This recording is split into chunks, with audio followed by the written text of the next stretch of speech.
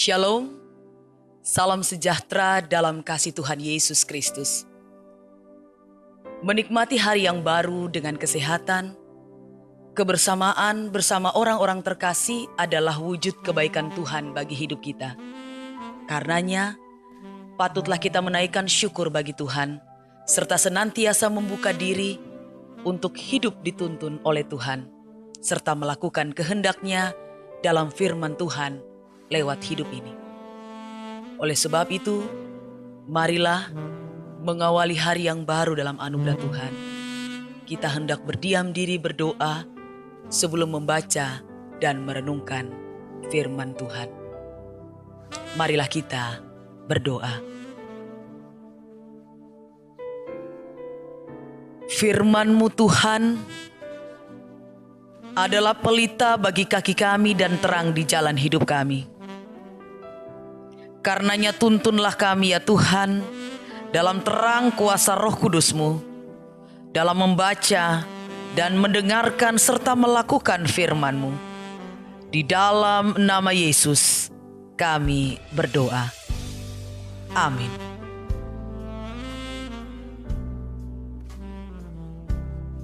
Saudara-saudari dalam Tuhan kita Yesus Kristus, firman Tuhan di pagi hari ini terpilih dalam surat Roma pasal 15. Surat Roma pasal 15 ayat pertama sampai dengan ayat ketiga dan ayatnya yang ketujuh.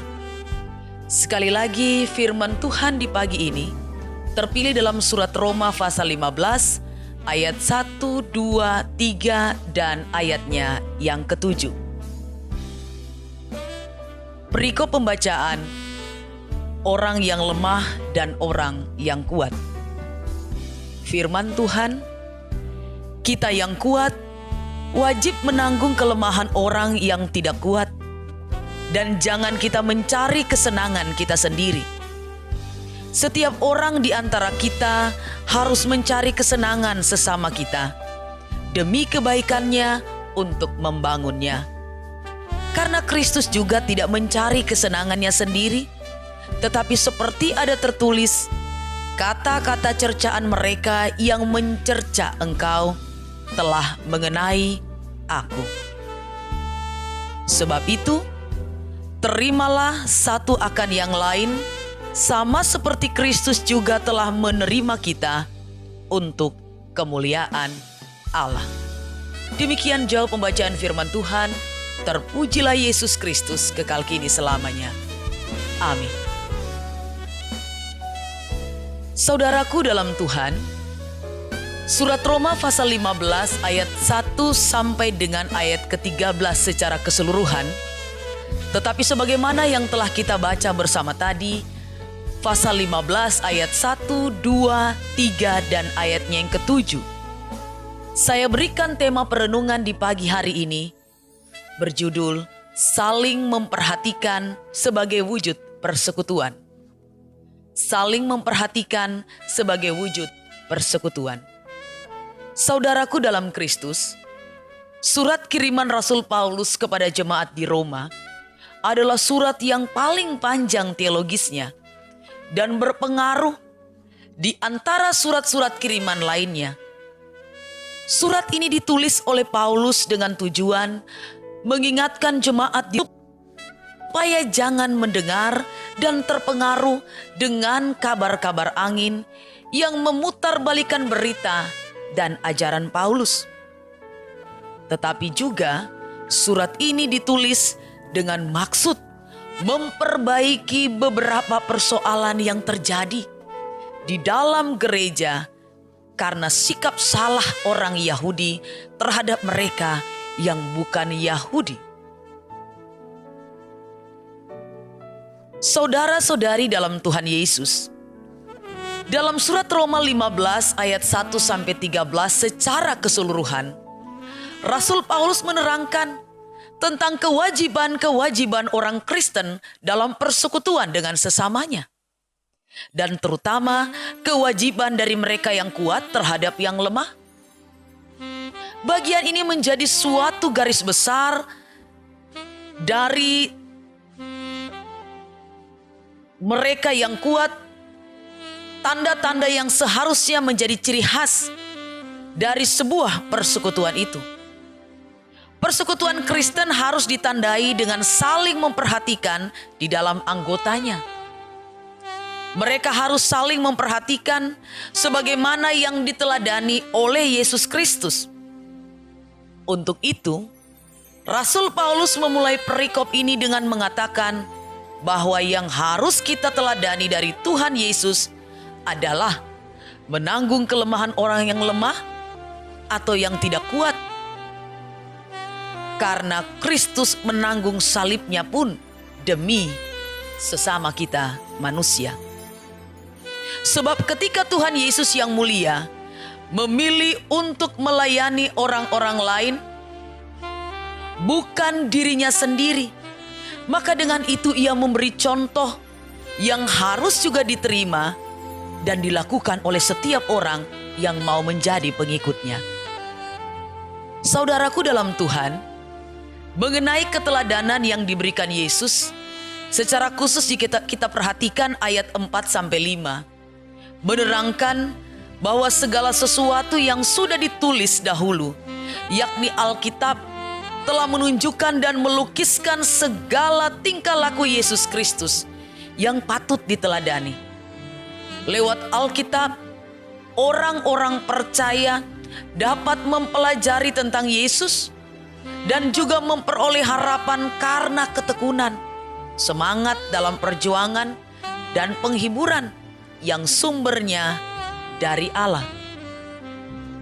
Saudaraku dalam Tuhan, pada bagian terakhir ayat 7 sampai dengan 13 dari Roma pasal 15 ini, Rasul Paulus juga menegaskan supaya semua orang dalam gereja terikat menjadi satu, supaya mereka yang lemah imannya dan yang kuat bisa dipersatukan menjadi satu tubuh, sehingga orang Yahudi dan bangsa-bangsa lain berkumpul dalam satu persekutuan. Mungkin ada perbedaan, tetapi hanya ada satu Kristus. Karya Kristus adalah untuk orang Yahudi maupun bangsa-bangsa lain. Yesus datang ke dalam dunia adalah untuk semua orang. Maka gereja pun harus bisa menerima semua orang tanpa perbedaan. Oleh karena itu, gereja Tuhan harus menjadi gereja untuk semua bangsa tanpa terkecuali. Maka untuk mengalami semua itu, Rasul Paulus menyerukan bahwa orang Kristen harus bisa hidup berpengharapan, penuh sukacita, dan hidup penuh damai sejahtera. Sehingga dengan demikian, orang percaya diberi kekuatan menjalani hidupnya. Saudaraku dalam Kristus, apa makna firman Tuhan di saat ini bagi kita sekalian? Firman Tuhan saat ini mau mengajarkan kita bahwa sebagai orang percaya, kita terpanggil untuk saling menolong, saling memperhatikan antara satu dengan yang lainnya, sebagai wujud keterpanggilan kita sebagai pengikut Kristus. Orang percaya harus belajar untuk saling menolong sesamanya, seperti yang diajarkan dan yang diteladani oleh Tuhan Yesus Kristus. Sebab Yesus Kristus adalah teladan yang baik untuk semua orang percaya.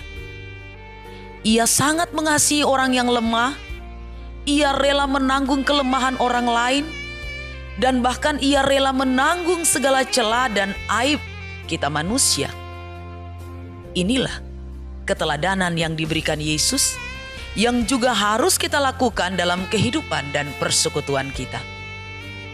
Saudaraku dalam Tuhan, karena itu segala perbedaan yang ada dan yang sering kali terjadi, kiranya tidak membuat kita untuk tidak saling menopang dan memperhatikan antara satu dengan yang lainnya. Sebab, ingatlah, gereja hadir untuk memberikan kedamaian dan menghadirkan sukacita. Seperti kondisi dunia saat ini.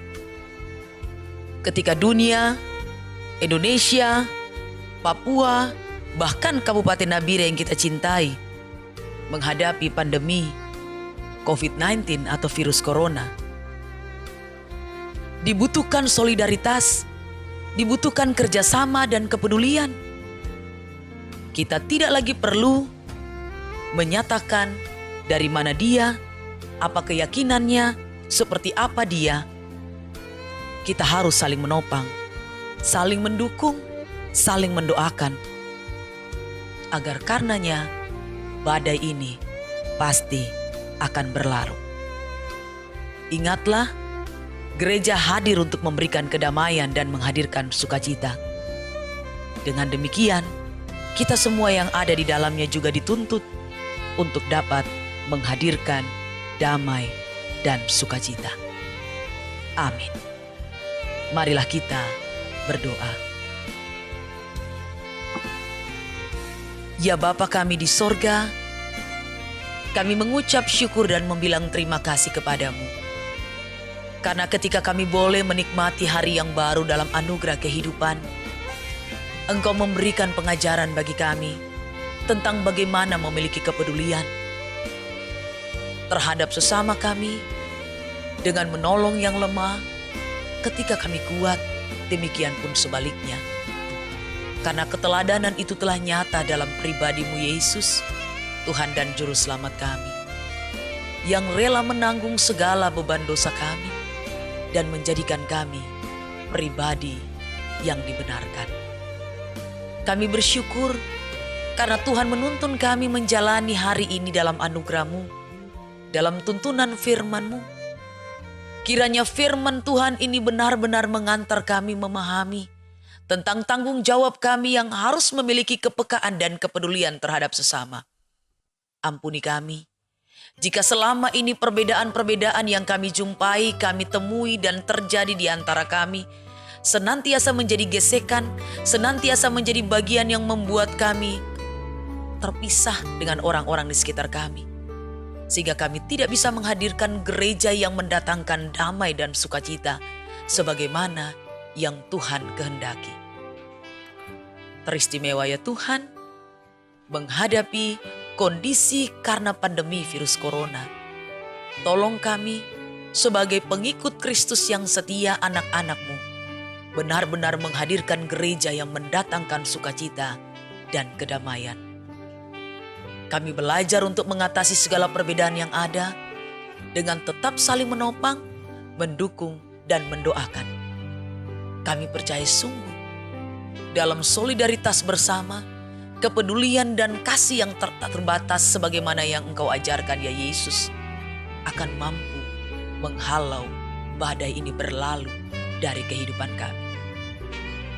Kami berdoa untuk seluruh aktivitas yang akan dijalani dalam kehidupan kami umat-Mu, pribadi, keluarga, dalam pekerjaan, bahkan juga dalam rutinitas pelayanan. Semua kami di hari ini, hidup dan kehidupan kami persembahkan dalam tangan. Tuntunlah, pimpinlah, selamatkanlah, dan naungilah. Sehingga kami tetap terjaga dan damai sejahtera penuh karena penyertaan. Inilah kami yang berdoa dan bersyukur Tuhan. Ampuni kami dari pelanggaran dan dosa kami. Dan di dalam sayang-Mu Yesus Juru Selamat kami yang hidup, kami mempertaruhkan kehidupan kami di hari ini. Terpujilah Engkau ya Yesus, kekal kini dan selamanya. Amin. Shalom, selamat beraktivitas. Tuhan memberkati.